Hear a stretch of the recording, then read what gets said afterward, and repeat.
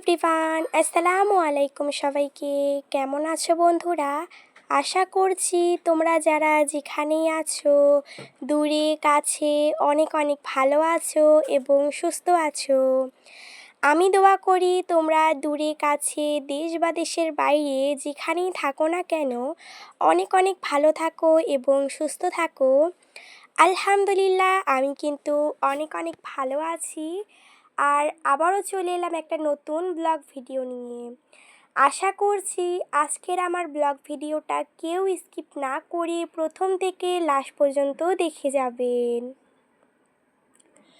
তো বন্ধুরা, আজকে আমি সকাল সকাল ব্লগটা স্টার্ট করে দিয়েছি। সকালবেলা উঠেই কিন্তু দেখো, সবার প্রথমে আমি ফ্রেশ হয়ে গিয়েছি। এবার কিন্তু মুখটা মুছে ক্রিম ট্রিম লাগিয়ে নিব। তো বন্ধুরা, বুঝতেই পারছো সকালবেলা উঠে না ফ্রেশ না হলে কিন্তু কিচ্ছুটি ভালো লাগে না। তাই সকালবেলা উঠে সবার প্রথমে ফ্রেশ হয়ে একেবারেই মুখের মধ্যে ক্রিম লাগিয়ে একটুখানি মাথাটা চিরুনি করে নিব, জাস্ট একটুকি, তার বেশি কিছু কিন্তু আমি করি না। আপনারা তো ভিডিও দেখেন, শর্ট ভিডিওই হোক লং ভিডিওই হোক, আমি সিম্পল থাকি। তো এই মাথা চিরুনি আর একটুখানি ক্রিম, বেশি কিছু যদি হয় তাহলে একটুখানি লিপস্টিক। তো দেখো, কথা বলতে বলতে মুখের মধ্যে ক্রিম লাগা হয়ে গিয়েছে। এবার কিন্তু আমি সুন্দর করে মাথাটা চিরুনি করে নেব। আর আমার চুলের যে কি অবস্থা হয়েছে কি আর বলবো বন্ধুরা। হ্যাঁ, চুলটা ছোট হলেও অনেক বেশি ভারী, একটুখানি মোটা, বাট চুলের অবস্থা একেবারেই ভালো নেই। তো দেখতেই পাচ্ছেন, দেখে বুঝতেই পারছেন, ক্যামেরার মধ্যে খুব একটা ভালো বোঝা যাচ্ছে না। এমনি হয়তো একটু ভালোই লাগছে দেখতে, কিন্তু খুব একটা ভালো আমার চুলগুলো না। তারপরেই দেখো, আমি একটু দেখিয়ে দিলাম কেমন লাগছে, অবশ্যই কমেন্ট করে জানাবেন। এখনও পর্যন্ত যারা যারা লাইক করোনি, প্লিজ একটা লাইক করে দিয়ে ভিডিওটা কন্টিনিউ করার অনেক অনেক অনুরোধ রইল। তারপরেই দেখো, একটুখানি আমি দেখিয়ে দিচ্ছিলাম এই যে টিভি খুব সুন্দর করে মুছে টুছে নিয়েছে এবং সুকেস টুকেসগুলো সমস্ত কিছু মুছে নিয়েছে। এই বয়ম টয়মগুলো কিন্তু মুছে নিয়েছিল। তো এগুলো মুছে নেওয়া হয়ে গিয়েছে, কারণ আমার মা সকাল সকালই কাজের মধ্যে লেগে পড়েছিল। গ্যাস ট্যাস যত জিনিস আছে সমস্ত কিছু কিন্তু মুছে টুছে নিয়েছে। আর ঘরের মধ্যে যেগুলো আমরা রানিং ইউজ করি, রেগুলার ঘরের মধ্যে কিচেনের মধ্যে ইউজ করা হয়, সমস্ত বাসন কিন্তু মেজে নিয়েছে।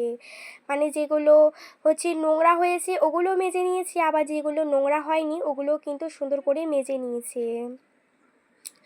তারপরে কিন্তু সমস্ত ঘরটর মুছে টুছে নিয়েছে, উঠান ঝাড় দিয়েছে, থাল বাসন মেজেছে, অনেক কাজ করেছে সকালবেলা উঠেই। তারপরেই দেখো, আমার বাবা কলা এবং দুটো আপেল নিয়ে এসেছিল। এই কলাটা কিন্তু মুড়ির মধ্যে দিলে ভালোই লাগে, আর বেশি বেশি করে যদি আনা হয় না তাহলে কিন্তু নষ্ট হয়ে যায়, তাই একটু একটু করে আনা হয়।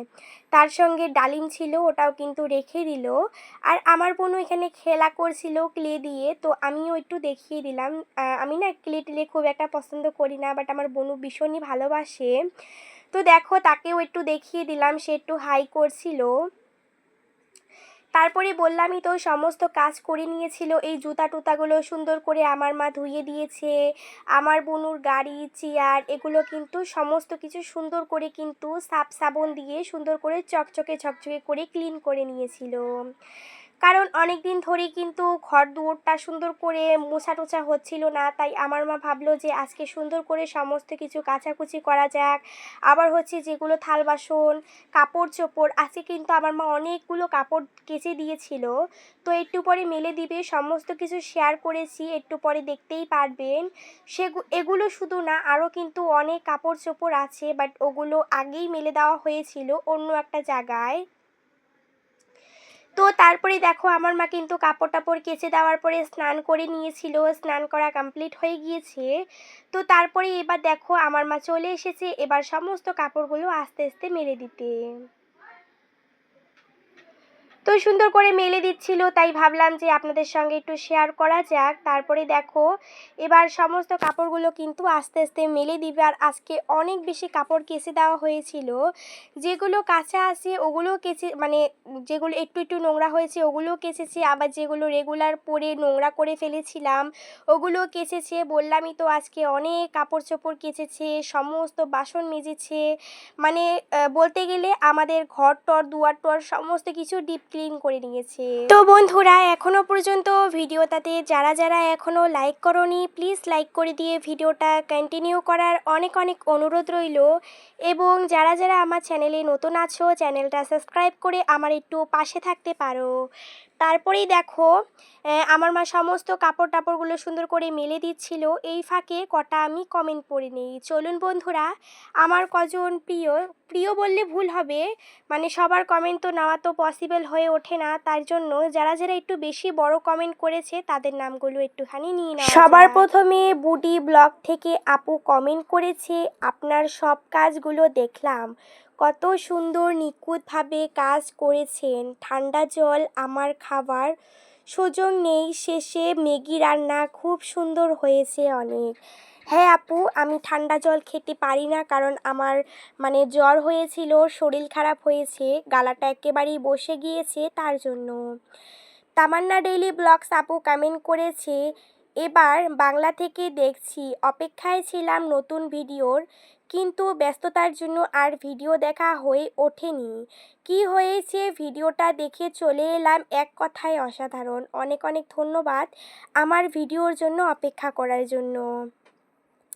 তারপরে পুষ্পারতী আপু কমেন্ট করেছে, সব বাসন ধোয়া কাজ রান্না সব খুব সুন্দর, ম্যাগিটা দারুণ হয়েছে, মিশো থেকে ড্রেসটা খুব সুন্দর, আর আমার বাড়িতে ফ্রিজ নেই, তাল জল খাবার ব্যাপার নেই, রুটি খুব সুন্দর। ও আচ্ছা, তোমাদের বাড়িতে জল নেই তাই ঠান্ডা জল খাওয়ার কোনো ইয়ে নেই, আর রুটিগুলো খুব সুন্দর হয়েছে, খুব ধন্যবাদ। কিন্তু তুমি যে মিশোর কথা বলেছো সেটা কিন্তু মিশো থেকে আনা হয়নি, এমনি বাড়ি মানে আমাদের এখানে বাজার থেকেই আনা হয়েছে। তুমি হয়তো ভালো করে দেখোনি, আমার মা ওড়না আনা হয়েছিল ওটা।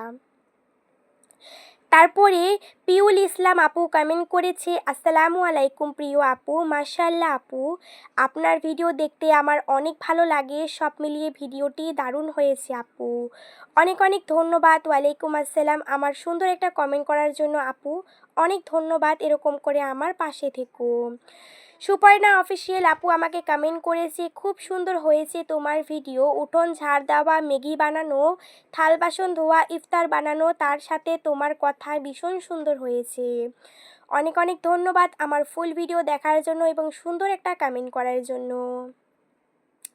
ব্লগ উইথ মালা নাথ আপু কমেন্ট করেছে, খুব সুন্দর হয়েছে ভিডিওটা, ঘর দৌড় গোছানো খুব সুন্দর, থাল বাসন ধুয়ে বুনুর জন্য ম্যাগি বানালে, তোমার মায়ের ওড়না দুটো খুব সুন্দর হয়েছে, সব মিলিয়ে বেশ ভালো লাগলো।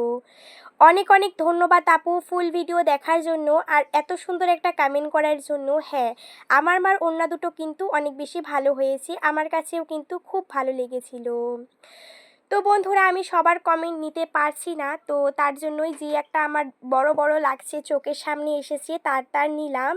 তো নেক্সট ভিডিওতে আমাকে এই ভিডিওতে কমেন্ট করে আমি সবার নাম নিয়ে নিব। তো দেখো, কথা বলতে বলতে আমার মা কিন্তু যে থাল বাসনগুলো কিন্তু মেজে এনেছিল ওই থাল বাসনগুলো কিন্তু এবার ধুয়ে দিল, কত সুন্দর করে দেখতেই পাচ্ছেন। এমনিতেই সমস্ত কিছু ক্লিন করা হয়ে গিয়েছে, এবার থাল বাসনগুলো রেখে দিলে কিন্তু প্রায় কমপ্লিট, মানে আমাদের রান্নাঘরের কাজকর্ম প্রায় কমপ্লিট। আর আজকে নিয়ে 20 রোজা শেষ, তো বুঝতেই পারছি কেমন করে যে এই রমজান মাসটা শেষ হতে যাচ্ছে বুঝতেই পারলাম না। এই তো শুরু হলো, এত তাড়াতাড়ি যে শেষ হয়ে যাবে বুঝতেই পারলাম না। কদিন আগেও এই যে রমজান মাস শুরু হলো, দেখতে দেখতেই 20 রোজাও কমপ্লিট হয়ে গেল, আর মাত্র 10 রোজা আছে। খুবই ভালো লেগেছে এই রমজান মাসটা, এইবার অনেক সুন্দর করে কাটিয়েছি এবং রোজা রেখেছি, রান্নাবান্না সমস্ত মিলিয়ে এই রমজান মাসটা আমার কাছে বেস্ট মনে হয়েছে। আবার অপেক্ষা করব পরের রমজানের জন্য, যেন আল্লাহ তাআলা আমাদের সুস্থ সবল রাখে এবং আপনাদের কাছে নতুন নতুন ভিডিও নিয়ে আসতে পারি। তো বন্ধুরা সমস্ত থাল বাসন কিন্তু রাখা কমপ্লিট হয়ে গিয়েছে। এবার এই টেবিলের মধ্যে কাপড়টা রেখে দিল। কাপড়টা রেখে দেওয়ার পরে কিন্তু দেখো এবার ইন্ডাকশন, তারপরে হচ্ছে রাইস কুকার আর হচ্ছে কলসি, মানে জলের মধ্যে মানে জল খাওয়া কলসি এবার কিন্তু এর উপরে কিন্তু রেখে দেওয়া হবে। ফাইনালি আমাদের রান্নাঘরের কাম প্রায় কমপ্লিট। তো তারপরেই দেখো আমার মা কিন্তু ওই যে বললামই তো সমস্ত কাপড় কিন্তু শুকায়নি, কিছু কাপড় শুকিয়েছে, ওগুলো কিন্তু তুলে এনেছিল। আমাদের এখানে কিন্তু প্রচুর রোদ উঠেছে, তাই তাড়াতাড়ি কাপড় চোপড়গুলো শুকিয়ে যায়, বুঝতেই পারছেন। তো তারপরেই দেখো সমস্ত কাপড় চোপড় এবার কিন্তু হচ্ছে করে নিবে, রেখে রেখে মানে গুছিয়ে গুছিয়ে রেখে দিবে।